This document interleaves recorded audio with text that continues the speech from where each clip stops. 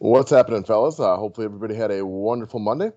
Not the greatest set of NBA games we ever had. Coming off that Clippers and Mavs game from the day before, and then we had the what was it? The Jazz Nuggets at the end of the night. Like those were a lot of fun. Yesterday, the OKC Rockets game was pretty good, but pretty boring outside of that.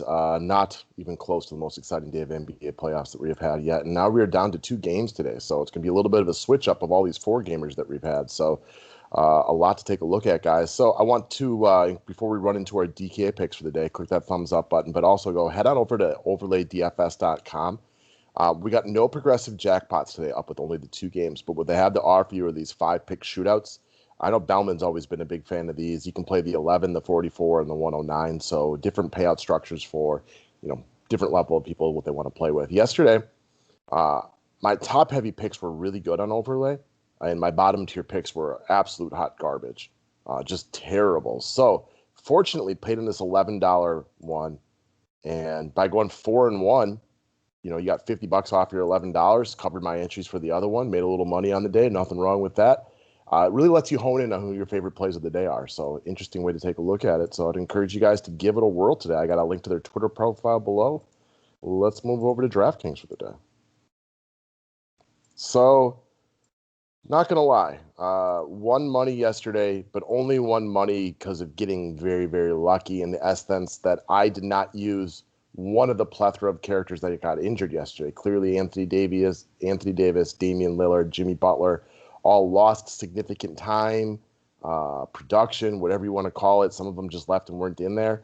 I got 2 thumbs up. I'm the lucky person yesterday that managed to win money, even though most of what I did was wrong. So I only bring that up because I try to just talk about that from a life sense. Like, appreciate it when you're lucky, because there's plenty of days that this sport or this game or whatever you want to call it, it really, kicks you right square in the nuts.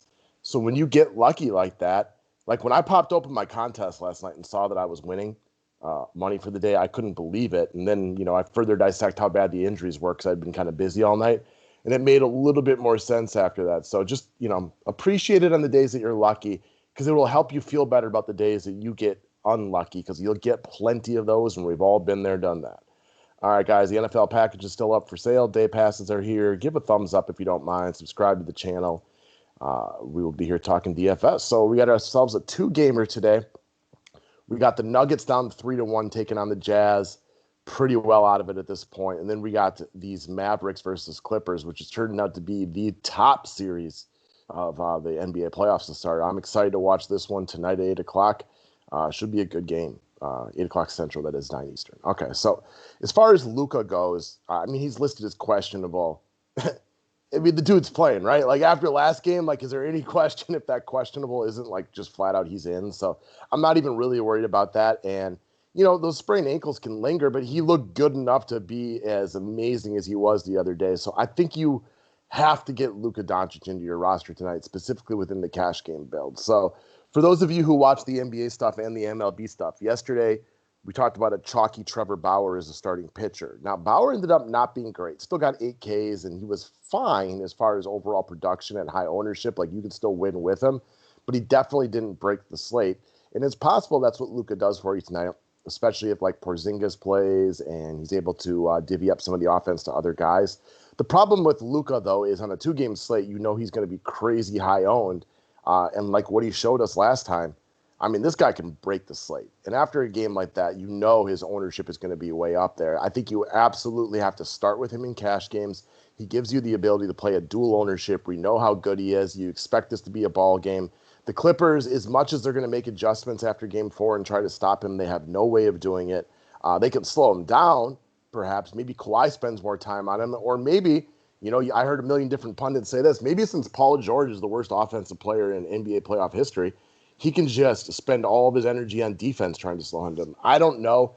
I'm sure adjustments will try to be made. They can't stop Luka, though. He's that good. He will find a way to get his points. And for me, especially in the cash game build, I'm way too worried about him dropping 75 points today at high ownership and just putting you way behind the 8 ball. So I would start with Luka. I like Kawhi. I like Jokic. I like Murray. I like Mitchell. I like all these guys. But Luka's the guy that, we just saw Murray and Mitchell with amazing games. And, I had called out Murray, so I was happy to see that. But I mean, I'm not calling for Murray to do anything close to that again. So I think you start with Luka and know that his bad games in 2 and 3 were due to foul trouble and leaving in the third quarter with the ankle injury. His scores were not great those games, but there was reasons for it. It's Luka. I just start with him today. All right, moving down from there. So I thought that we go a little differently on the show today, and I wanted to call out some of the cheaper guys that you guys can take a look at. I think that's where a lot of the decisions are going to be needed to be made today. So at least talk about some of the pluses and minuses of these guys. So hopefully that'll allow you to build the roster. You guys know who the good players are. That's really easy to call out. I'll take one low-hanging fruit with Luka Doncic, and then we'll kind of talk about some of these scrubbier guys. Not scrubs, but, scrub prices. So let's go over to the Clippers, and let's talk about Landry Shamet, who's seen significant run over the past 2 games. Patrick Beverley is questionable, but from what Coach Doc is saying, sounds like questionable is more like doubtful. So I fully expect Beverley not to play. And if Beverley plays, I would not be looking to play Landry Shamet. So if you want to pivot to Beverley or whatever you want to do in the late game, just be prepared to make that adjustment. But as it stands right now, Shamet's a guy I'm pretty comfortable with running out there for 3,600. Reggie Jackson has kind of proved to be a defensive liability. And if you want offense, go to Lou Williams. Don't go to Reggie Jackson. So expect Shamet as a solid defensive player and a guy who can shoot the 3 ball to get his 25-ish minutes that we've kind of seen out of him the last 2 games. You can kind of see the game log to know what to expect out of him. Is it possible he throws up a 35? Yeah, it's possible. It's not likely. Is it possible he only throws up 7 points? Sure, it's possible. I wouldn't say that's very likely. I expect 25-ish minutes, and I expect to score, if you take a look at his last 2 days, probably somewhere in the middle. That would be the best expectations out there. I think if you have a roster where you don't need him, he's not a must. But if you're looking to play Luka like most people are gonna, and honestly, I don't want to stars and scrubs it on this slate because of the scrubs, but the stars become really tough to fade. Like Kawhi, Jokic, Mitchell, like these guys are all really, really sound plays. And the mid-tier is not overly attractive today. So I think it almost ends up being more of a stars and scrubs in my opinion. And that's where Shamet comes in for me. Play him at the 1, play him at the 3. Not a must, but definitely one of the better options in my opinion for cap space today.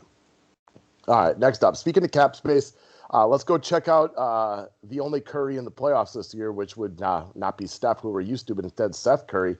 So he's been known to be an excellent shooter, comes the last name, right, for a while now. But he's really become a better NBA player. So kudos to the young man for just continuing to work on his game. He's better at creating his own shot and shots for other people than I think a lot of people give him credit for. And I actually think this series has been good for him to get a little recognition as far as national media goes. So I firmly expect the Clippers to make adjustments on Luka, as we kind of mentioned. Now, I still want Luka on my squad because, well, it's Luka, and he gets rebounds, assists, and points aplenty. But I do think guys like Seth Curry, potentially like Trey Burke as well, it kind of depends on what they do with Porzingis.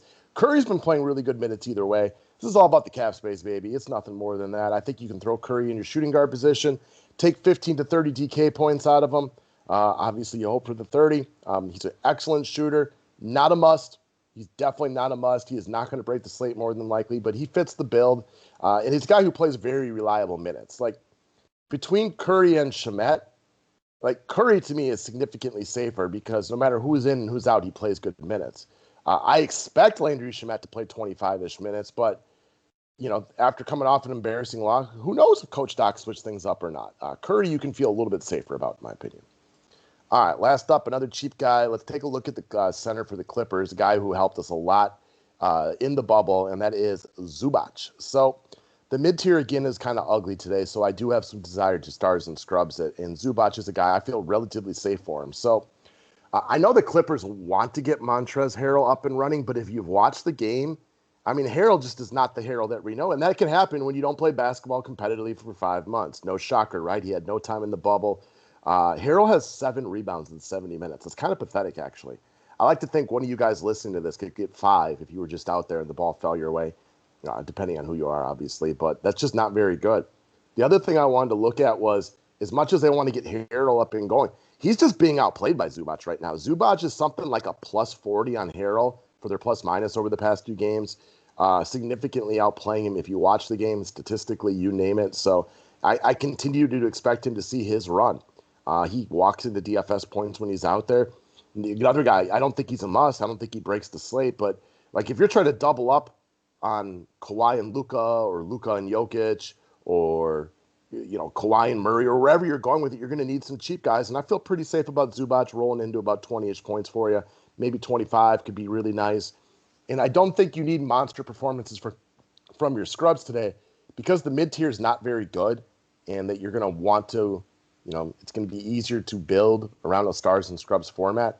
20-ish points from some of these guys is going to be okay. It's not great, but I don't think you're getting 350 on the slate. I think you get 275 today, and it's going to be good enough for cash games and realistically might even play some tournaments. It's not setting up to be a very high-scoring game. Now, if Luka drops 90 again at high ownership, that changes that, but that doesn't change what you need out of your scrubs. So that's what I got for Tuesday, fellas, ladies. Thanks for watching.